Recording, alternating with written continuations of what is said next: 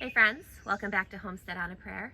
Today we're out here on my deck in the container garden. It's bright and early in the morning, and I thought it would be a good time to take you around the deck and just to show you an update on everything I have growing in these containers.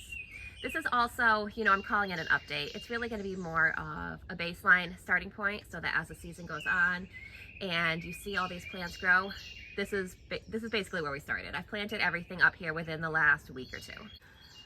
So a couple days ago, it'll probably actually be about a week or so till you see this video, but a couple days ago we planted this green stalk of peppers together. So there isn't really a whole lot of update here. You can see the peppers are settling in, but there hasn't been a real lot of growth yet. And I don't think there's really been any germination on these basil pockets yet, but I will keep you updated on that as the season goes on. Now back here, I've got my Cherokee purple tomato. Remember, I had not great luck getting these to germinate this year, so you can see I purchased this one at a nursery.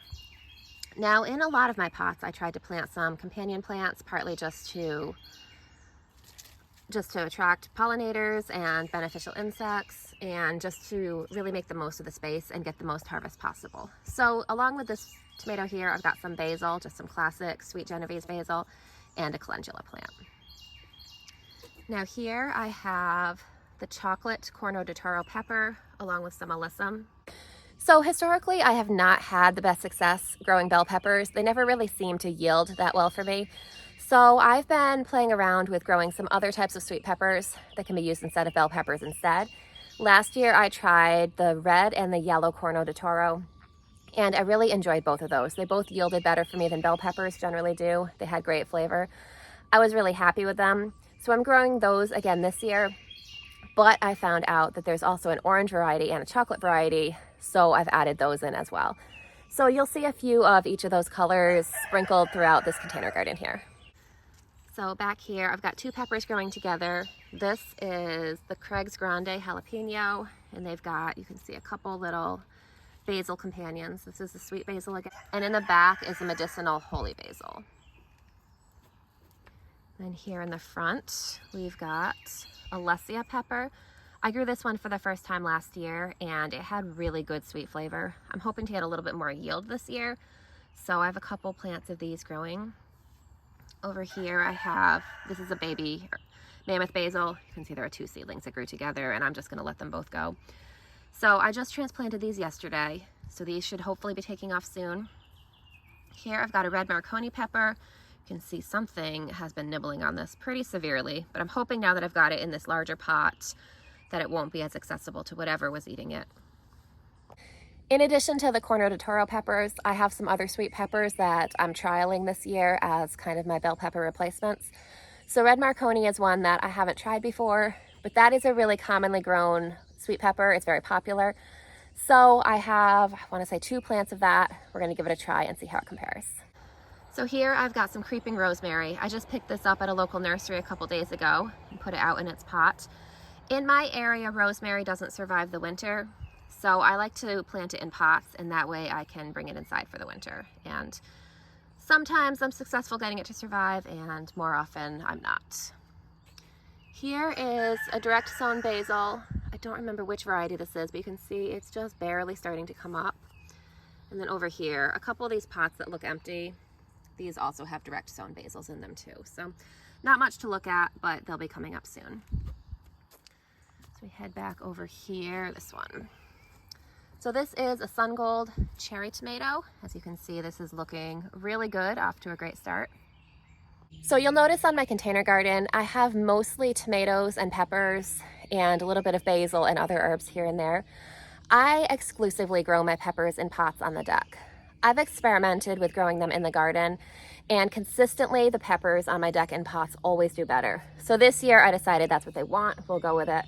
So I have all my peppers in pots up here, and I have tomatoes up here as well, just because I don't have as much room in the ground for all the tomatoes that I want to grow. So you'll see primarily those. The past couple years, I've noticed that basil has also done really well for me on the deck in pots. So I've been trying to grow a fair amount of basil up here as well. You'll see the occasional other plant sprinkled in, but for the most part, that's what you're gonna see up here. Oh, speaking of the occasional random other plant, here is a chamomile plant. And you can see I planted a little basil friend in the pot for it that's just germinating. Over here we have the Ajvarski pepper. This is another new pepper that I'm trying out this year.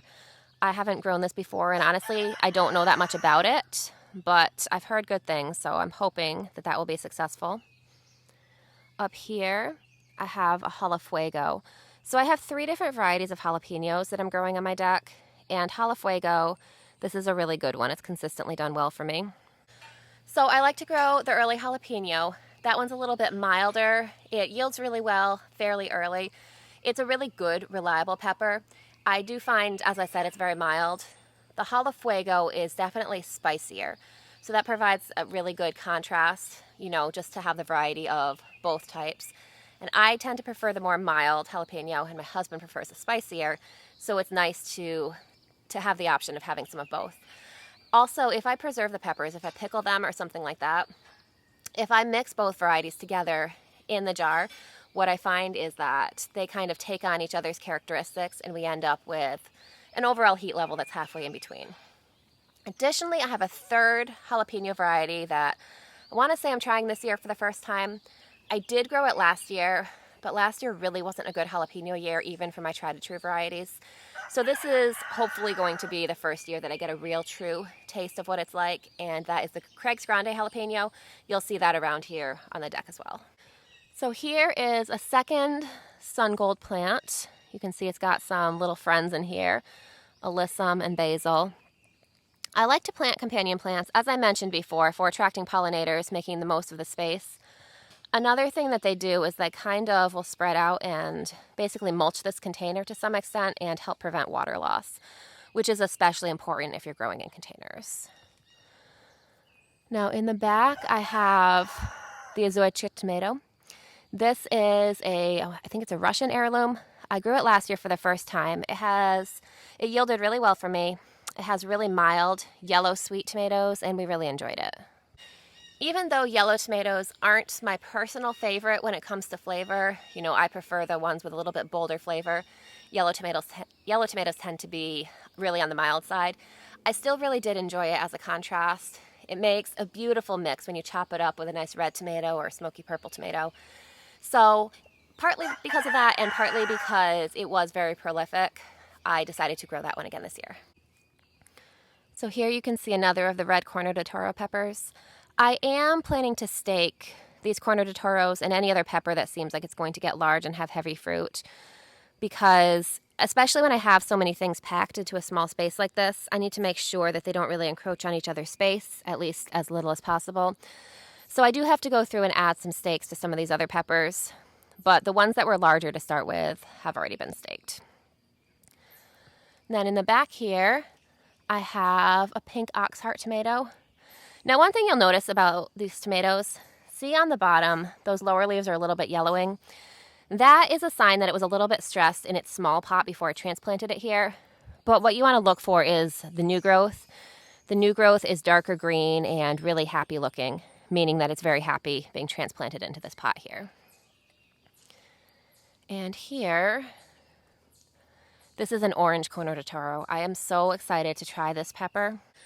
So I really enjoyed the red and the yellow Corno de Toro that I tried last year. I thought they had great flavor. I was just overall really happy with them.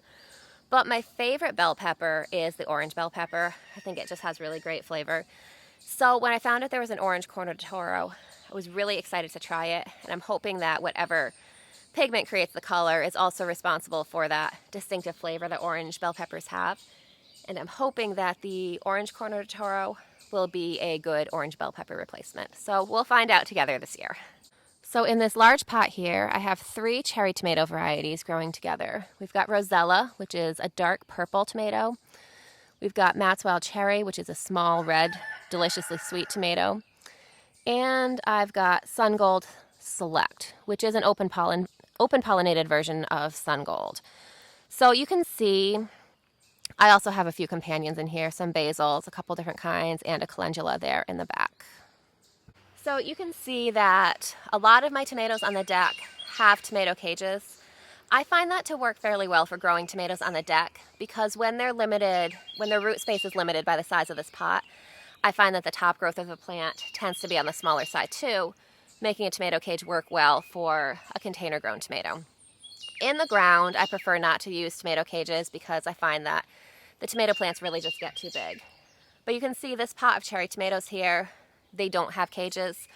Those are cherry tomatoes, and I like to let them sprawl a little bit more. You know, I did mention before, it's true, about trying to keep these plants out of each other's space.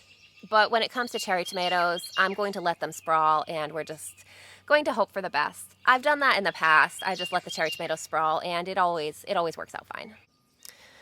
So in this pot here, I have a Ukrainian purple tomato. I'm really excited about this one, but I've never grown it before.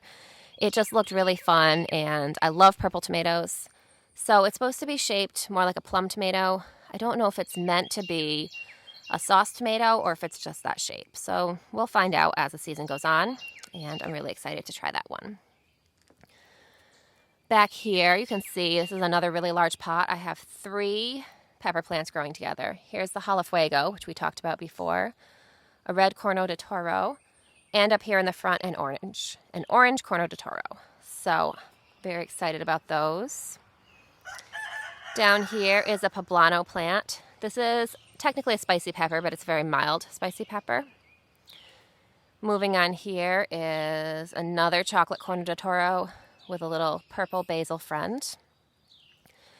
And here is my one and only yellow Corno de Toro this year. While I did overall have really good germination for my garden this year, there were a couple varieties that just didn't germinate that well. So I'm not sure if maybe I didn't store those specific seed packets quite properly. I know I mentioned the Cherokee purple tomato back there didn't germinate for me. And then here, yellow Corno de Toro. I did get this one pepper plant, which looks beautiful, but that was the only one that I had germinate, and I had been planning to grow 2 or 3 plants. So I was a little disappointed to only get the one, but I am glad that I did get at least one. All right, so we're gonna backtrack because I realized I forgot a very important tomato. This is black cherry, which is a really delicious cherry tomato. And you can see it's got some alyssum that's just starting to flower. This one, I probably will get a cage for this one, although I don't have it in one yet, just because of where it's located. I don't really want it to sprawl here. So wanted to make sure that we didn't forget this guy. Now as we move on down here, okay, yellow Corno de Toro, we talked about that. Back here, I've got a Wisconsin 55 tomato. And when I first planted this, I planted some seeds for companion plants in here. You can see my nasturtium's just coming up. I've got a basil just coming up. And back here, I think this is a marigold. So we'll see how they fill in. So Wisconsin 55 is kind of a basic red tomato, kind of a classic tomato. Last year I grew it for the first time. It was really prolific, yielded really well, and had good flavor. So I'm excited to grow that one again. I have a couple of these out in the garden as well, in addition to this one in the pot. Over here, I've got a Cindy's West Virginia tomato. This is a really delicious heirloom tomato. I grew this for the first time last year and was very impressed with it. So you know, heirloom tomatoes are famous for flavor and for being interesting, but they don't always have the best yield. I found that this one did yield really well, and it also had really good flavor, and it stayed disease-free compared to the other tomatoes in my garden. So I think that means that it's a really good fit for my climate and basically my growing conditions. So this year I'm growing, so last year I had trouble finding seeds for it. There was a local nursery that had it for sale. So I picked up a seedling there, and then I saved my own seeds. So this year I think I might have three or four plants of this that I'm growing. I think 3. So we'll see how they do. We'll see if it does as well this season as it did last season. So we saw the creeping rosemary a minute ago. This is my traditional upright rosemary. I like to grow both for variety. I just picked this up at a local nursery. I didn't start this from seed. Here's another red Corno de Toro, looking nice and healthy. And here's an orange Corno de Toro, a little nasturtium. So back here, I've got a couple shishito peppers in this pot growing together. I really love shishito peppers. I find that they're really prolific. You can see it's already starting to get some buds, and they're really delicious. Here I have the Mega Marconi pepper. So early in the season, before I started my pepper plants, I did a video sharing all the varieties that I was planning to grow this year. I kind of showed you all my seeds. and so many of you recommended a pepper plant called the giant Marconi. Now, even though I already had my seeds and my pepper plant in place, I decided so many people had recommended that I wanted to probably add that to this year's garden as well. So when I went to get seeds for it, I found a related variety called the Mega Marconi, which is an open pollinated, basically stabilization of the giant Marconi hybrid. So, I kind of veered off a little bit and decided to try that one this year instead. If I'm not really happy with how it does, I may try the actual giant Marconi next year. But I did want to try the Mega Marconi because I don't have anything against growing hybrids. I find that there's definitely a place in the garden for them. But I really do like the freedom to be able to save my own seeds as much as I can. So growing an open pollinated variety like that gives me that flexibility. So I'm hoping that this will do really well. And here I have the Thorburns terracotta tomato. This is a brand new one to me, but it had excellent reviews. I know many of you said that you loved the flavor. I do have another plant of this out in the garden, so we can compare grown in pots versus grown in the ground. Some alyssum that hasn't started flowering yet. Here is another chocolate Corno de Toro.